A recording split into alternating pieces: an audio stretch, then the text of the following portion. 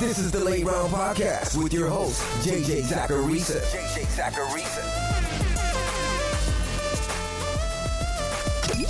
What's up, everyone? It's JJ Zacharisa, the editor-in-chief at FanDuel and at NumberFire.com, and this is episode 434 of the Late Round Podcast, on the many shows that are part of the FanDuel Podcast Network.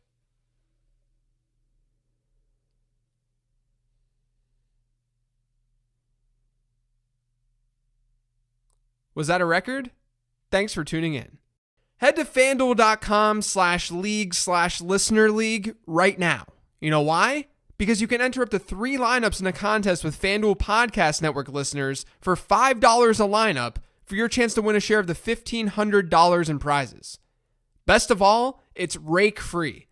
That's FanDuel.com/league/listener league. Eligibility restrictions apply. The first question this week is from @nbirch12. How do you feel about Devontae Parker's outlook rest of season given the Tua news? Is he a sell, a hold? I mean, I'm open to trading pretty much anyone all the time. It can't hurt to at least see what someone's willing to give you. But let's look at this at a high level. Miami ranks 11th in net yards per attempt right now. They're 10th in overall passing yards, and they're pretty average in neutral game script pass rate. Parker has about a 20% target share this year. That's not anything special. So I wouldn't even say someone like Parker specifically has thrived this year due to Ryan Fitzpatrick.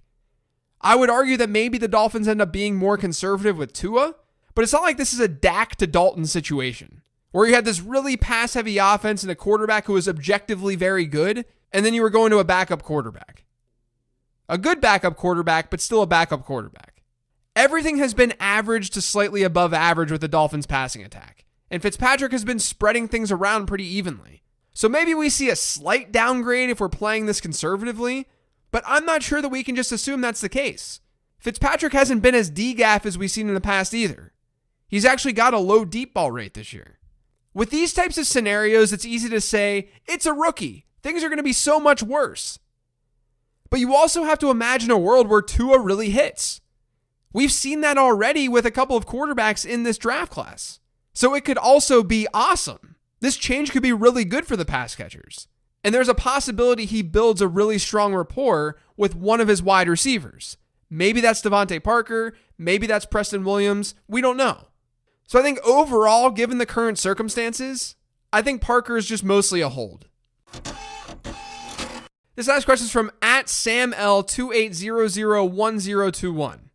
If you're in a good position to make the playoffs in your league at the halfway point, are there any specific moves you would try to make from a roster construction standpoint? Yeah, so if you're in good shape, you should stop looking at your bench as a place for flex guys. Like Damian Harris is a good example. The chance that Harris really hits probably isn't very high since the Patriots utilize so many different running backs. But in a random week, he might be usable in your flex if you've got a lot of injuries or buys. But if your team is set, then you don't need guys like Damian Harris. You're better off looking at handcuffs or higher upside players than you are Damian Harris. I'd argue that's the case for most teams, but that's just a random example. You can also start handcuffing your own running backs if you're not in need of a lot of variance and a higher ceiling. And as usual, just keep doing your best to enhance your starting lineup. Don't focus on bench depth as the season moves on. You need to enhance your starting lineup. That's almost always the case. But when you're set, that's definitely the case. This next question is from @FantasyButter. How does the possibility of Antonio Brown going to the Seahawks affect both Lockett and DK Metcalf's rest of season value? So for the record, I've picked up Antonio Brown in leagues because you never know. The last time we saw him, he had just changed teams, played one game for that new team, and in that game, he had 4 catches for 56 yards and a touchdown, and that was on 8 targets.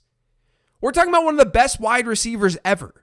It's not like AB got away from the game after playing like garbage. He was still playing like a very good wide receiver. Now, do I think the probability of him hitting this year is substantially high? Of course not. But it's the right upside player to add at the end of your bench.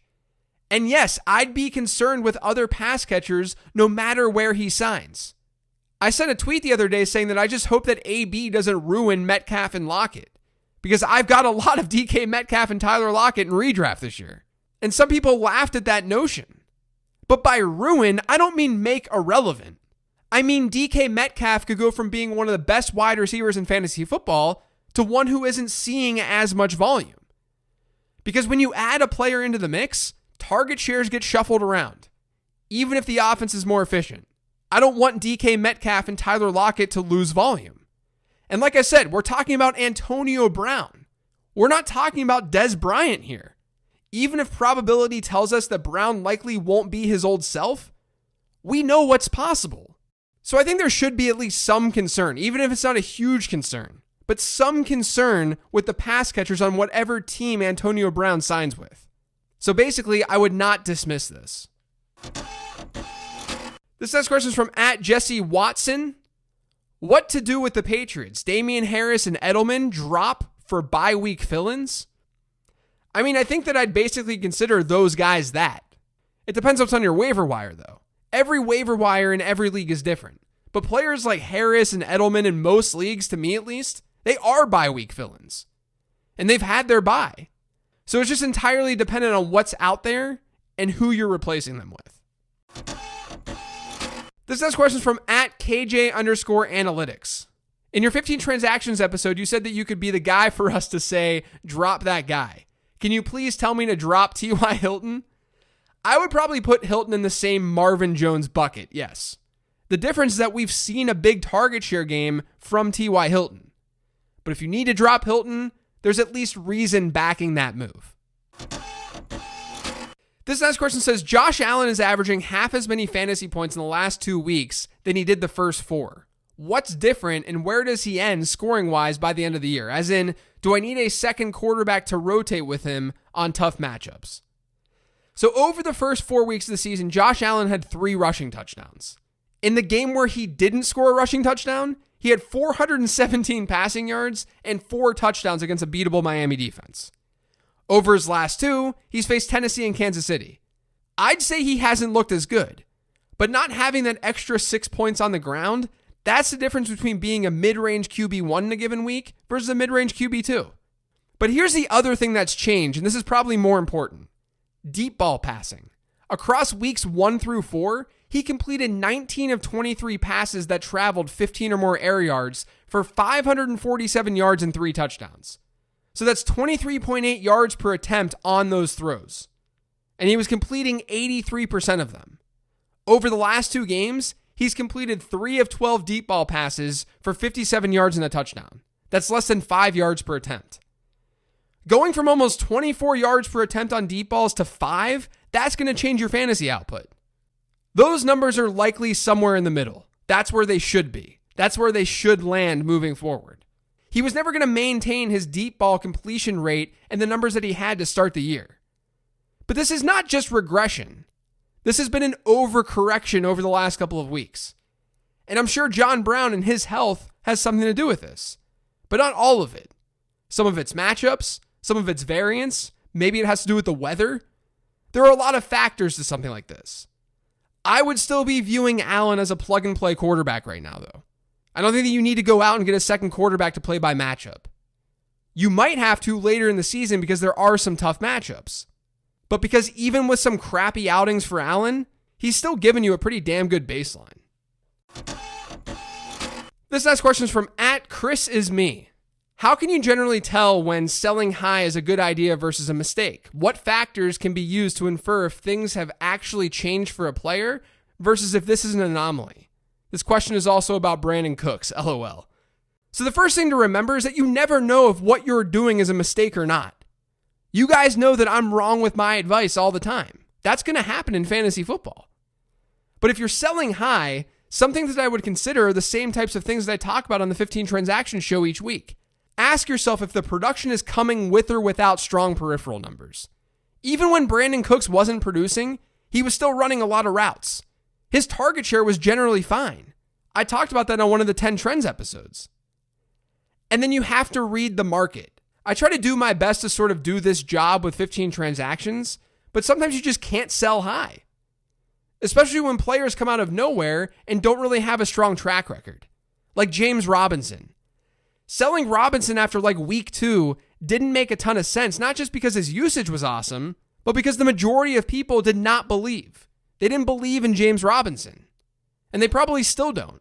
Whereas I kept talking about Mike Evans as a sell because his production seemed way too good based on some of those secondary numbers. And because it's Mike Evans, we know he's good. We know there's a name behind it. So it's a combination of a lot of things. You can obviously also watch the guy play and see if you think that he's lost a step. I'm just answering this from the number side. This next question says, for those that spent a ton of free agent budget on Madison, do we have buyer's remorse and cut bait, or is he a luxury hold with Cook's injury appearing to not be as serious? We've got to stop making sweeping judgments off of one game. Was Madison good against Atlanta? No, of course not. Should we conclude that he'll never be worthwhile if Dalvin Cook misses more time? No, I don't think that's logical either. It does serve as a good reminder, though, that for whatever reason, we view high-end handcuffs as these flawless running backs. That when they step in for an injured starter, they're just automatically going to perform and see a similar workload as that starter. That sometimes does happen. Mike Davis is a great example of that. But it's not typically the case. I've done studies showing that it's not typically the case. That doesn't mean that you drop them. Don't get me wrong. Madison is still an RB2 if Cook goes down. Potentially an RB1. I just mean that we have a little bit too much confidence in backup running backs. Remember, they're backups for a reason. Talent gets fed the rock. And if they're not as talented, they won't see as many opportunities.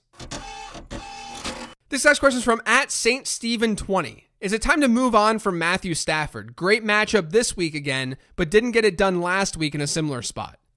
So I wouldn't necessarily call this weekend's game against Atlanta a similar spot. Atlanta's been the best matchup in the entire NFL in terms of adjusted fantasy points allowed to quarterbacks. Jacksonville's 13th. And Steven, I'm not calling you out specifically here because this is a super, super common thing for fantasy managers to do. But don't get too caught up in a single game stat line. There's a lot of variance in a single game. If you used Matthew Stafford last week, you had good process. The Lions ended up scoring 4 offensive touchdowns. It just so happens that number 1, the Jags couldn't generate any offense themselves, but number 2, 3 of their 4 touchdowns were rushing scores. Most of the time, you're not going to see that type of ratio. That's why the average pass to rush touchdown ratio across the league is almost 2. Meaning we'd expect a team to throw 2 passing touchdowns for every 1 rushing touchdown. So there was just some bad luck for Stafford. Some of those rushing scores could have easily been passing ones. And if that happened, we wouldn't have called Stafford's outing on Sunday a bad one. It would have been fine. That's just how it goes sometimes. This next one says, you use data on neutral game script pass to rush ratios often. Is this data equally robust for all teams, or do we need to put this in context of how often the team is in this neutral scenario? For example, the Jets are almost always playing from behind, so there are very few data points in neutral game scripts. Yeah, we've got to give any data some context. But for the record, every team aside from the Jets, they've run well over 100 plays in neutral game scripts. So the Jets are sort of an exception. This last question is from @stuck_in_CLT. When does Juju make it into the 15 transactions column? Well, first off, I talked about Juju earlier this season as a sell candidate. But I wanted to use this question on today's show to let you guys know that I try to build off of the transactions each week so that I'm not super repetitive. Sometimes I'll repeat transactions when they need to be repeated. Like when a player still has a low percent rostered number when it should be higher, or when I say to buy or sell a player and that player does the opposite of what the transaction said, so I want to re-emphasize it. Like Mike Evans. Aside from those instances, I tend to not repeat transactions. My stance may slightly change and you're more than welcome to ask where I stand on a player. But I do try to build off the transactions each and every week. The last question this week says, what's your suggestion on how to get into the fantasy football industry as a writer and or stats person? I feel like I'm way too involved and passionate for this not to be a career choice for me. LOL, thanks. So I don't always answer these types of questions on this show. Kind of makes me feel uncomfortable, but I do get them quite a bit. So I figured I'd at least answer this one. Maybe it'll help someone, maybe it won't. I'll keep it brief.